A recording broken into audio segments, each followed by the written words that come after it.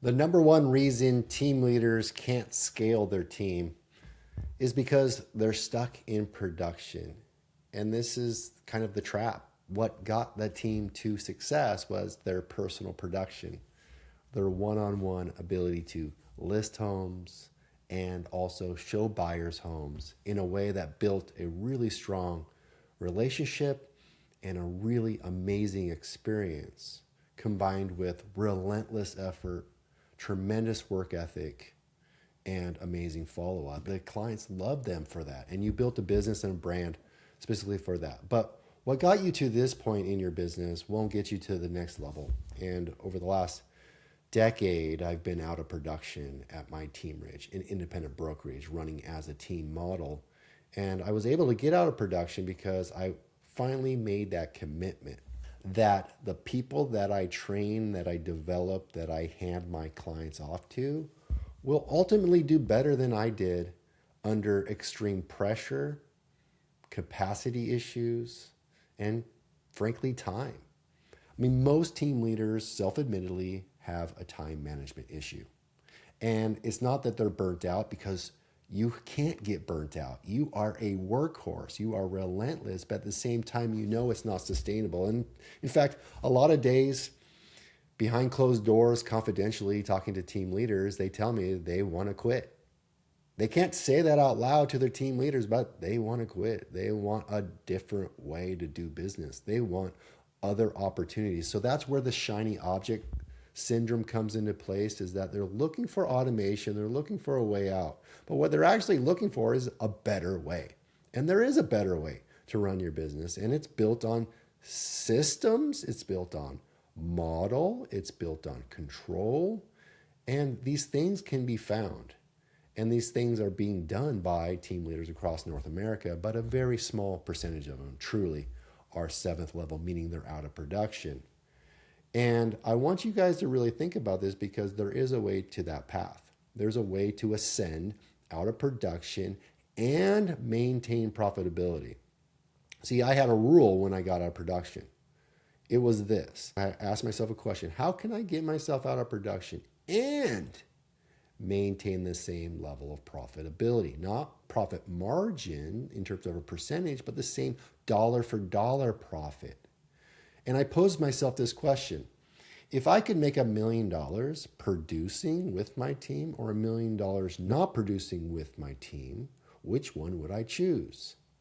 And that's a question I have for you. If you could make $500,000 producing or $500,000 from your team, which one would you choose? I don't want you to have your cake and eat it too. I don't want you to think, hey, I'm going to get out of production and make even more money. What I'm saying is, which one would you rather have? And 10 times out of 10 times, I said to myself, I would rather make the same amount of money out of production than in production. If the answer to you is, I'd rather make it in production, then shut down your team. You deserve to work in an area that is very fulfilling. Be one-on-one with your clients. Be that tip of the spear. Be a top producer. If that gives you fulfillment and passion, do it, because you're probably going to do that longer than you will running a team. But if truly running a team is what gives you passion and motivation to help others achieve more, at the same time giving you some level of freedom and independence away from your car and open houses and nights and weekends, then I really want you to explore getting out of production in a way that systems and onboarding and training your agents can sustain it. And that's there for you. And that's why I'm passionate about team growth, the team growth project, the team growth movement, the team growth brokerage, team growth Tuesdays, because there is a better way and it has been done. And I've proven it time and time again. Now, there's another question I want you to think about. What is the regret that you would have? What type of regret would you have if you stayed in production? Would you regret not trying to get out of production in 10 years, looking back on that? Missing nights, missing recitals, missing soccer matches, missing vacations, or being on your phone constantly on vacation? Okay, maybe you would. Maybe you wouldn't. Now, on the other end, if you went out of production in 5 years, looking back on your career, you build a team that's making the same amount of money. You built a team where you don't have nights and weekends. I mean, you're not showing homes. You're not running open houses. Looking back on that, would you regret not being able to list another home? Would you regret not being able to work with another buyer? And for me, I said, okay, would I regret not working with another buyer? No. I had the answer like that. No, I wouldn't. Now, would I regret not getting another listing like that? No, I didn't. Now, I also knew that the lifeblood of the business was listings and buyers. And then I needed to find people that on the other end, they would regret not being out in the field. They would regret not working with clients and customers. They would regret those connections and relationships. They had a servant mindset. They were great at customer service. They were relentless, and they liked the thrill of the hunt, and they liked the thrill of the deal, and they liked negotiating for their clients, a true fiduciary. And so I found those people. And so that's one of the secrets is you find the people not like you.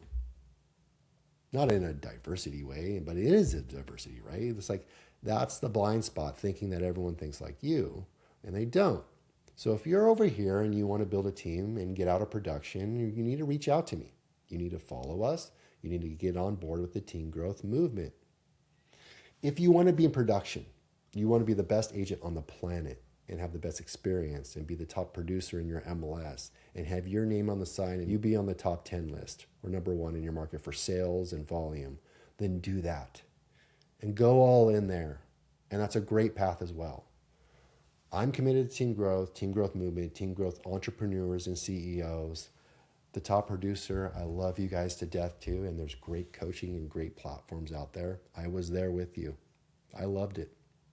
But I ascended to another plane, another elevation in my career path that took me to a CEO level. And I'm glad I made that decision.